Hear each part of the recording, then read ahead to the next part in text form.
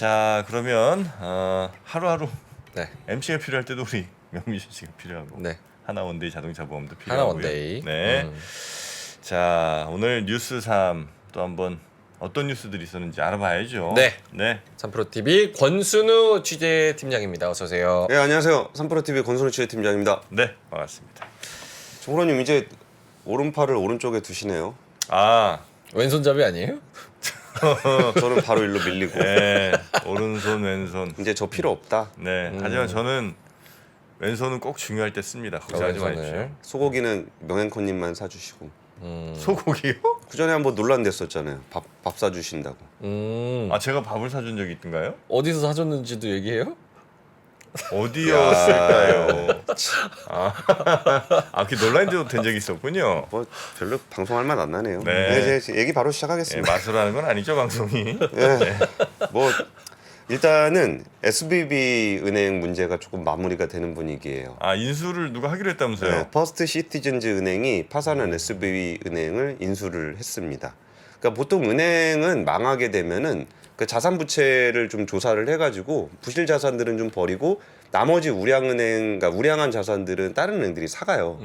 그러니까 자산이라는 게 예금이거든요. 그러니까 대출 자산, 예금 이게 예금은 부채고 자산은 대출이 있으면은 그거를 다른 데서 사가야 이제 거기에 있는 은행을 운영을 할 수가 있잖아요. 그래서 부실한 부분들은 좀 정리를 하더라도 은행은 나머지 부분들에 대해서는 좀 다른 은행들이 사갑니다. 그래서 1차적으로 좀 금융 쪽에 은행 쪽의 위기가 조금 잠재워지는 분위기가 나면서 어제 그 미국 그 장 마감 상황을 보면은 다우존스는 이제 강보합 정도, 네. 나스닥은 약보합, S&P 500은 이제 강보합 정도로 마감이 됐습니다. 아무래도 이제 지역 은행주들이 좀 반등을 하면서 장 초반에 약간 상승하는 모습을 좀 나타내긴 했는데 네. 그동안 좀 이것 때문에 금리 못 올릴 거다라 그래가지고 이제 금융주들, 그러니까 기술주들이 좀 좋았었거든요. 그런 부분들이 좀 많이 하락을 하게 되면서 나스닥이 좀 크게 빠졌어요. 네. 그래서 그런 부분들이 좀 영향을 좀 미쳤고요. 사실 그 유럽 증시 같은 경우에도 그 도이치방크가 문제 있는 거 아니냐라는 얘기가 좀 나왔었는데 네네. 그때 어제도 잠깐 말씀을 드렸지만 도이치방크 자체는 이렇게 문제 있는 모습이 나타나고 있지는 않습니다. 근데 이제 그 CDS 프리미엄이 많이 올라가면서 뭔가 문제가 있는 거 아니냐, 다음 타자가 도이치방크 아니냐, 그런 것 때문에 전반적으로 유럽 증시가 좀 안 좋았는데요.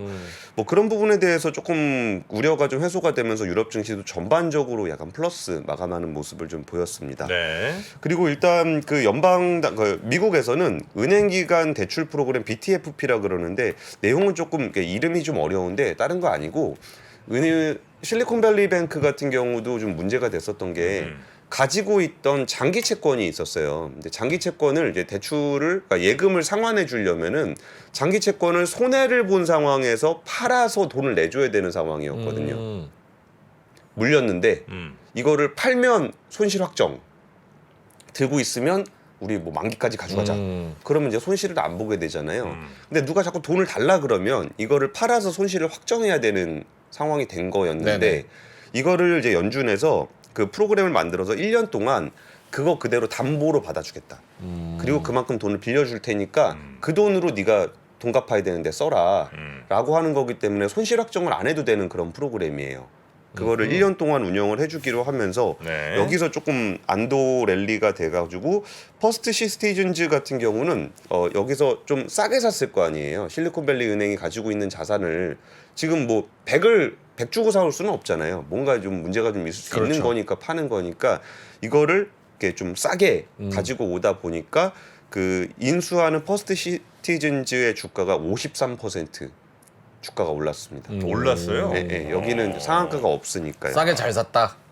그쵸. 어쨌든 이렇게 싸게 산 거 나중에 또 잘 처리하면 훨씬 더 많은 돈 받고 팔 수도 있는 거니까. 그렇죠. 그러니까 원래 이런 상황에 살 때 이른바 줍줍이라 그러잖아요. 줍줍. 딱 떨어져 있을 때 잘 주스면은 정말 대박인 경우도 있고, 물론 이렇게 안 좋은 상황에 잘못 사면은 같이 골로 가는 수도 있습니다. 그러니까 그럴 수도 있지만 어쨌든 지금 상황에서는 괜찮게 샀다라는 평가를 했다라고 봐야 되겠죠. 증시 주가 이렇게 많이 올라왔으니까.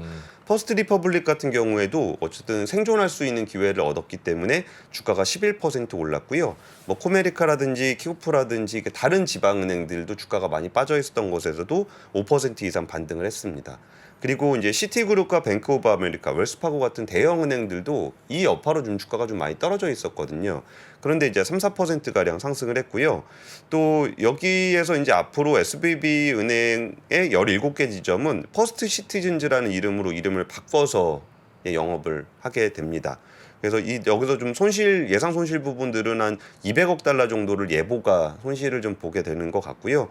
그리고 근데 사실 이번에 그 CS하고의 차이가 CS는 크레딧 스위스는 딱 문제가 생기고 스위스 당국에서 개입해서 월요일 날 아침에 장 열리기 전에 바로 UBS랑 합쳐서 장이 열렸어요. 네. 근데 SVB 같은 경우는 그러지 못한 상태에서 장이 열렸잖아요.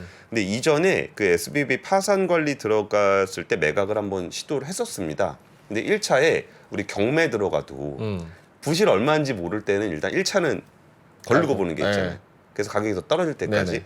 여기도 그 SVB 같은 경우도 1차 매각 시도는 실패를 했었고요. 네. 퍼스트 시티즌즈도 1차 입찰에 참여를 했었는데 정말 낮은 가격에 써놨다 무산이 됐고 2차에서는 이거를 좀 인수를 조금 적당한 가격에 하게 됐습니다. 근데 여기가 그렇게 큰 은행은 아니에요. 미국의 이제 은행 순위로는 한 30위 정도 수준의 은행이고 이게 근데 여기가 그 파산 은행들을 좀 인수한 경험들이 좀 있어요.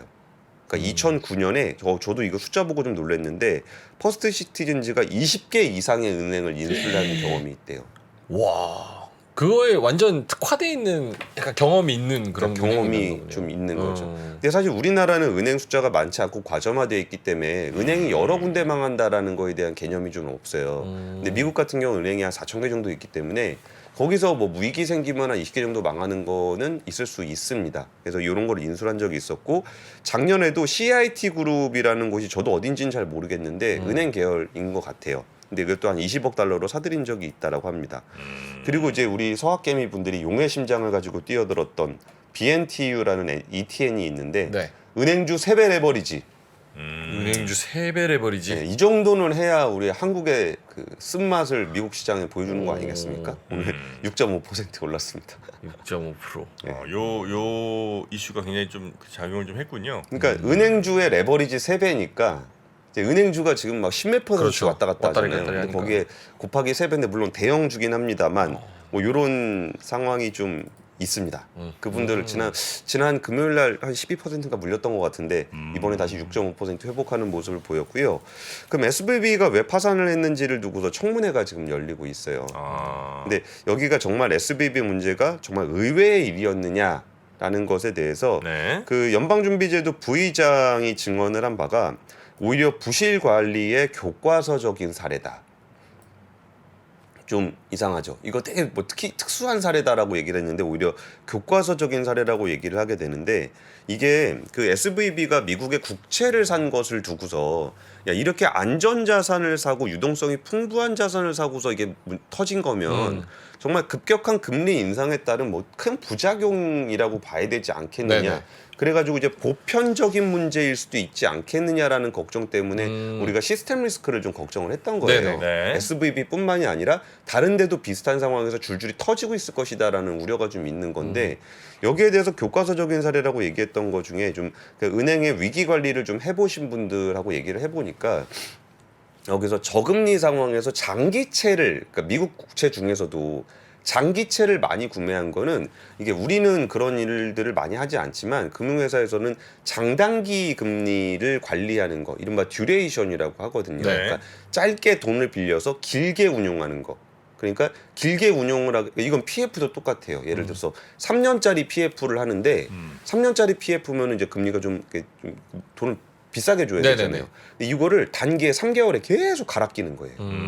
그러면 이걸 싼 금리로 계속 갈아 끼면서 좀 장기로 한번 먹어보겠다. 네. 이런 식의 듀레이션을 가져가는 게 사실은 굉장히 위험한 겁니다. 그러니까 내가 남의 돈을 3년짜리로 빌렸으면 운용도 3년짜리로 하는 게 맞는데 이걸 리스크 관리를 하겠다고 해서 이걸 조금씩 듀레이션을 조정을 해가지고 여기서 이제 마진을 먹는 거거든요. 근데 SVB 같은 경우는 짧은 예금을 받아가지고 10년짜리 장기로 그냥 쫙 깔았던 거예요. 그러니까 이거는 듀레이션 관리에 있어서는 굉장히 리스크를 많이 지고 간 거다. 단순히 미국 국채를 샀다는 것만으로도 안전자산으로 투자한 것이라고 보기는 좀 어렵다라는 거고 그리고 여기서 대차대조표를 강화하기 위해 뒤늦게 취한 조치가 뱅크런을 이야기했다. 그러니까 문제가 생기고 나서 이거를 어떻게 관리할 것인가에서 뱅크런이 발생한 문제가 있기 때문에 이 문제는 이제 이 연준 부의장이 했던 얘기는 어쨌든 그 보편적인 문제 시스템적인 문제라기보다는 SVB의 자산 관리에 문제가 있었고 이거를 대처하는 과정에 좀 문제가 있었던 것이다라고 좀 얘기를 하면서 결국은 뭐 지금은 정리가 잘 돼 있다라는 얘기를 하고 싶었던 것 같아요. 그리고 여기서 우리가 좀 걱정하는 부분들은 이 문제가 계속적으로 번질 것인가에 대한 우려가 지속적으로 있어요. 근데 이게 앞으로 더 터질 것이냐에 대해서는 누구도 장담할 수는 없습니다. 예전에 베어 스턴스 정리하고 나서 리만 브라더스가 왔던 것처럼 네. 이게 어디로 번질지를 예상하기는 좀 어려운데 그러면은 지금까지 나와 있는 내용들만 봤을 때 계속적으로 우려를 해야 되는 것이냐 그건 아닌 정도의 분위기예요.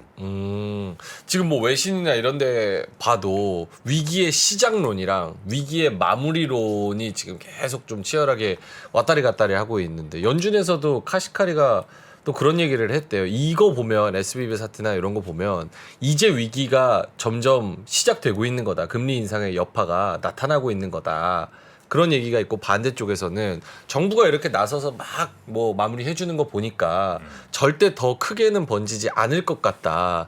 이런 의견들이 있는데 마무리된다는 쪽으로 봐야 되는 거예요. 그러니까 마무리된다라는 것까지는 장담할 수 없는데 지금까지 나와 있는 리스크 같은 경우는 정리가 됐다라는 거예요.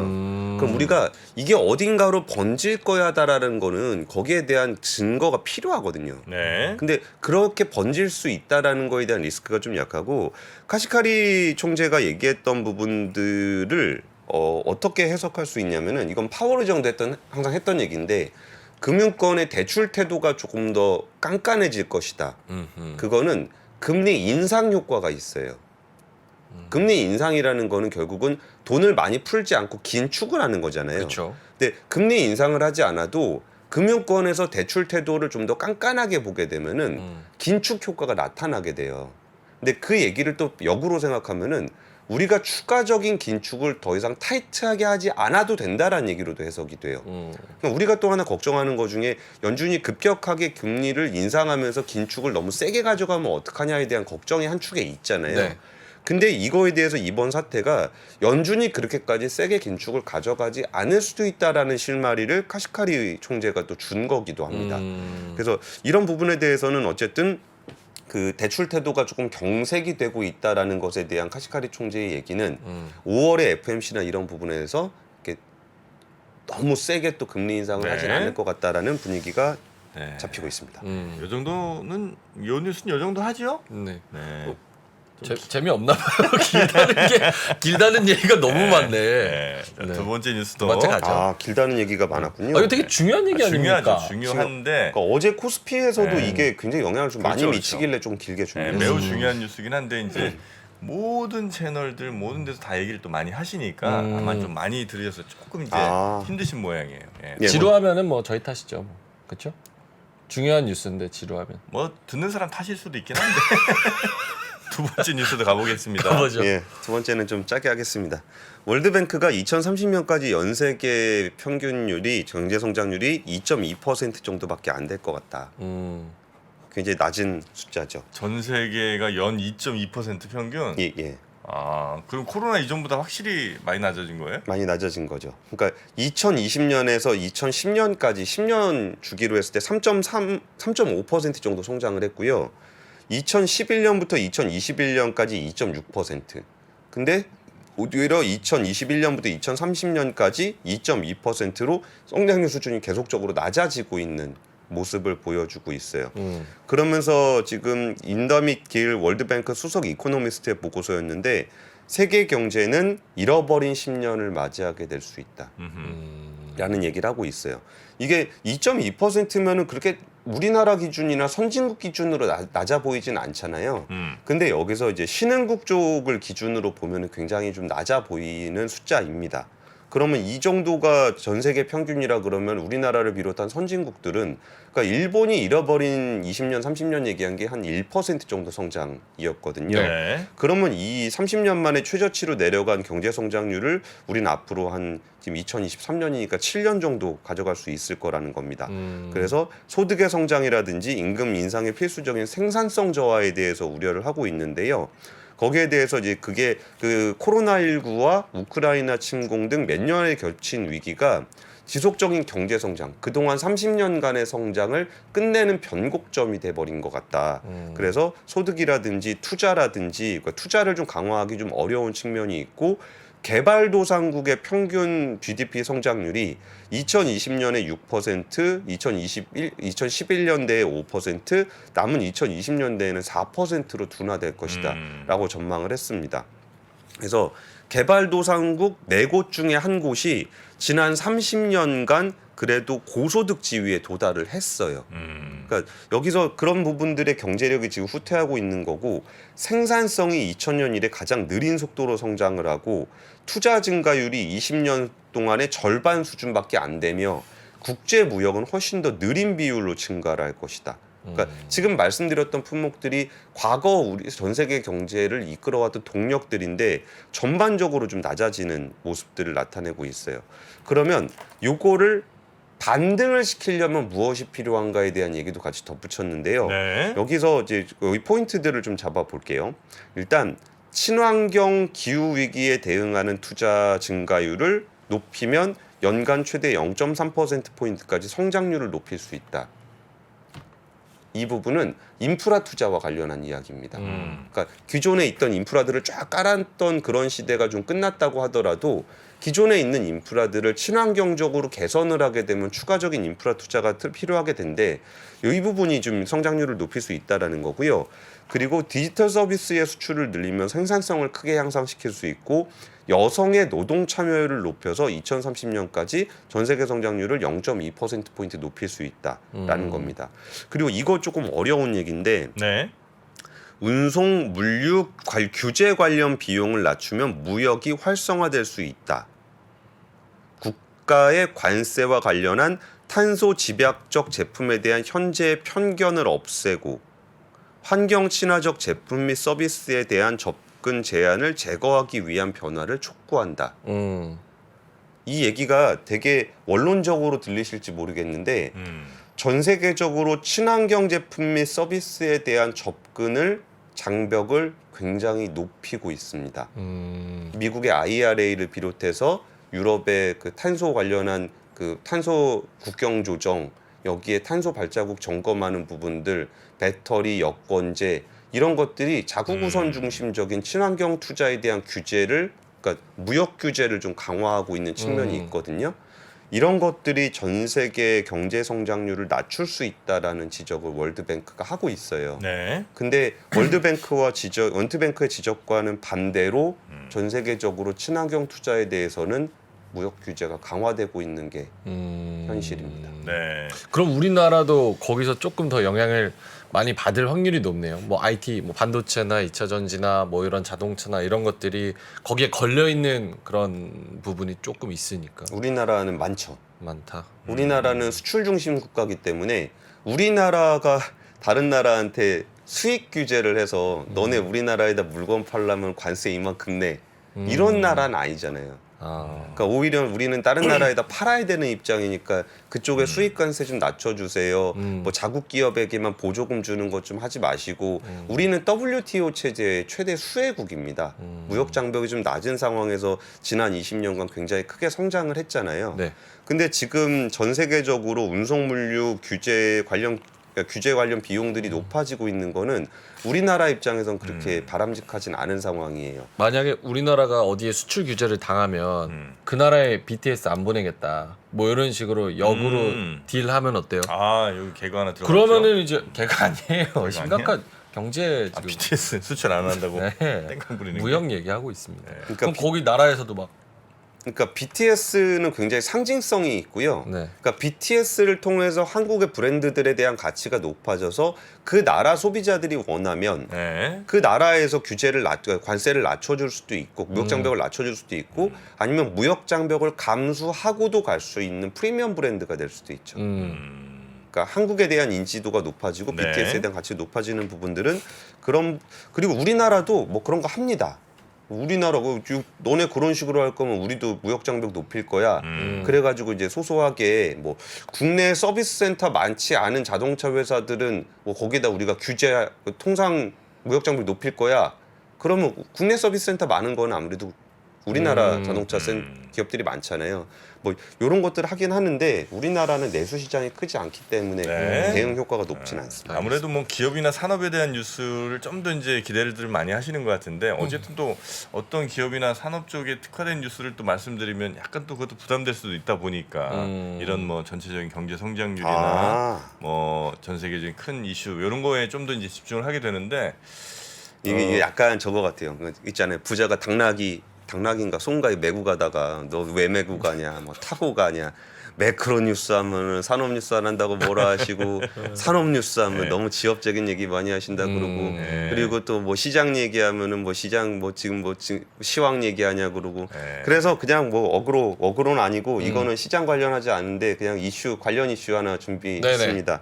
그 권도영 씨 어떻게 되는지. 권도영 씨 루나 몬테네그로에 잡혀 계신. 저 루나 수익률 1,400%였다가 네. 아 루나 피해자인가요? 아 루나 샀었구나. 2차 가해. 아 루나예요, 테라예요? 루나 수익률 1,400%였다가 와. 그때 뭐 권도영 막 신으로 모셨겠지 뭐. 네. 그 명민준 앵커님은 그 번호표 뽑고서 네. 한 21만 번째 정도 기다리셔야 될 것 같아요. 왜냐면 이분을 원하는 나라가 일단 4군데나 있고 4군데. 네, 한국, 미국, 싱가폴, 몬테네그로. 야. 몬테네그로는 빠지고. 빠지고? 일단 아닙니다. 아니에요? 몬테네그로가 지금 제일 세죠. 왜? 거기 몬테네그로 있으니까. 잡고 있잖아요. 잡고 있으니까. 아니 근데 지금 피해자분들이 우리나라랑 미국이 이제 어마어마하잖아요. 그게 아니라는 얘기를 지금 드리는 겁니다. 그게 아니에요? 네, 몬테네그로에서 꽤 오랫동안 잡혀 있을 수 있다라는 거예요. 왜요? 그러니까 몬테네그로에서 지금 이게 그냥 잡힌 거면 범죄인 잡아서 그냥 보내주면 되는 거잖아요. 네네. 근데 몬테네그로 내부에서 지금 어떻게 되고 있냐면은 실정법 위반으로 잡혀 있는 거예요. 몬테네그로에. 일단 네. 그분은 몬테네그로에 들어온 기록이 없는 분입니다. 미립국 뭐 이런 거예요? 미립국. 여권도 막 여러 개였다고. 그러니까 미립국으로 하나 걸렸고 그리고 거기서 나갈라 그럴 때 이제 코스타리카 위조 여권을 가지고 두바이행 비행기를 그것도 전용기로 와. 자기 전용기 이집트에서 불러가지고 이거를 코스타리카 위조 여권 가지고 두바이 가려 그러다 잡힌 거거든요. 그러면 일단 여권법 위반 하나 있고 네. 그리고 미립국 있고 근데 여권법 위조가 몬테네그로에서 최대 5년까지 징역을 할 수 있는 범죄예요. 그러니까 지금 몬테네그로 현지 당국은 이 부분에서 불법 입국과 여권에 대한 거는 현지법이 위반이 된 거기 때문에 이 부분에 대해서 우리가 처음에 처벌하고 그리고 나서 판단할 거다. 보내겠다. 그래서 1차적으로 기소가 끝나야 다음 단계로 넘어갈 수 있고 여기가 연합뉴스가 포드고리차 지방검찰청 검사하고 인터뷰를 했어요. 네. 이분 돌려줄 거냐 빨리 돌려줄 거냐 보내줄 거냐 그랬더니 이 검사님이 이 사건에 대한 기소가 끝나야 다음 단계로 넘어갈 수 있고 첫 번째 순서는 위조 여권 사건을 기소하는 게 첫 번째 순서다. 그리고 90일이 지나도 신병 인도될 가능성이 없다. 없대요? 예. 아니 뭔가를 좀 원하는 건 아니에요 혹시 우리나 미국에? 몬테네그로가? 반도체 이런 거. 아니 뭐가 됐든 BTS가 됐든. 맞는 시트킵니까 비트. 근데 그쪽에서 어쨌든 실정법 위반이 됐으니까 현지 사법 처벌을 해야 당국에 된다 이거죠 거기서도. 그러니까 여기서 그러면 재판부가 예를 들어 5년 형량 선고한다. 그럼 5년 거기 잡혀 있다 와야 되는 거냐. 그런 것에 대해서는 아직 그 검찰청에서 관여할 사안은 아니다라고 좀 얘기를 하고 있어요. 그래서 이 부분에 대해서 지금 미국, 싱가포르, 우리나라가 다 지켜보고 있지만 몬테네그로의 사법 처리를 지켜볼 수밖에 없는 그런 상황인 입니다. 그래서 미국에서는 지금 뉴욕 그 검찰이 이제 8개 혐의, 증권사기, 금융사기 혐의로 기소를 했고 우리나라도 금융범죄합동수사단이 수사를 하고 있고 SEC도 권도영의 사기 혐의 그리고 주가 조작, 시세 조정 행위로 그 기소를 했고 싱가포르도 지금 수사를 하고 있는 상황인데 몬테네그로의 여권 위조부터. 근데 그거 하고 우리나라 먼저 하는 게 낫나? 미국 먼저 하는 게 낫나? 미국에 먼저 하면 우리나라 죽을 때까지는 다시 못 나올 것 같은데 감옥에서 미국 때리면 막 200년, 300년 막 이렇게 때리잖아요. 이렇게 하면 될 거야. 미국이 한 300년 때려. 그리고 1년당 100억씩 1년당 100억씩. 그러니까 100억 내면 1년 까주는 거죠. 어. 그럼 한 얼마야? 30조쯤 되나? 30조. 그거 내고 이제 우리나라 들어와. 응.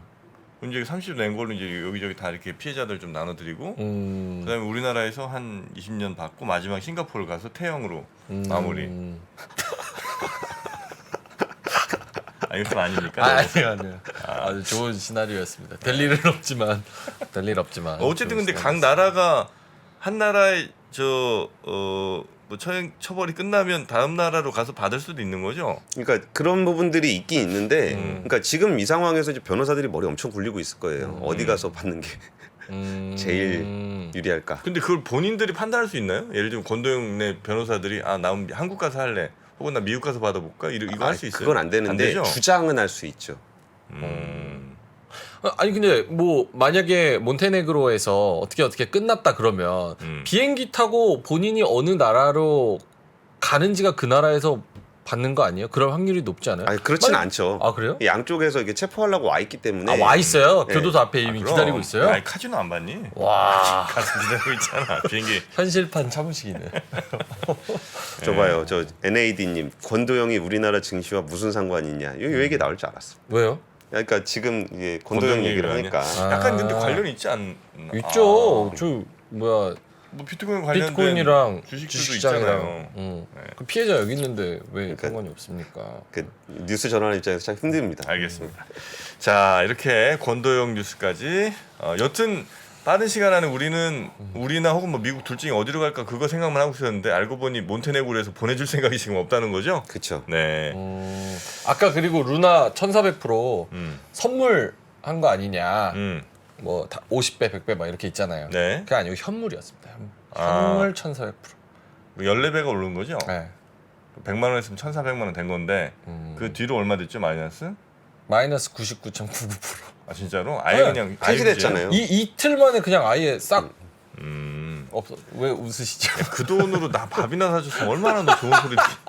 그거 쓸데없이 해갖고 아이고야. 아, 자 하여튼 뉴스삼 오늘은 요 정도로 정리하고 우리 권 팀장님은 보내드리고 내일 다시 뵙겠습니다. 이따 뵙겠습니다. 이따? 있다? 예. 뭘? 산업뉴스 자꾸 해달라 그러셔가지고 네. 저도 할 말이 있어서 네. 3% 모닝 라이브 나오기로 했습니다. 아, 결국 그게 오. 오늘이에요? 예. 알겠습니다. 자 이따 재밌는 뉴스 여러분께 또 전해드리겠습니다. 예. 요즘에 중국 굉장히 복잡합니다. 권도형, 권순. 자 수고 많으셨습니다. 이따 봐요. 왜 이상한 쪽으로 몰아갔어요? 감사합니다. 네. 장 시작 전부터 종료까지 쏟아지는 수많은 뉴스와 정보들. 이 중에서 어떤 것이 투자에 정말 도움이 되는 정보일까요? 3프로의 증시 셔터맨 박근영 마스터가 직접 정보를 선별하고 투자의 힌트를 드립니다. 시간도 아끼고 투자 아이디어도 얻는 시간, 박근영 부장의 마켓 힌트와 함께 하세요. 자세한 사항은 3프로 TV 앱과 홈페이지를 확인하세요.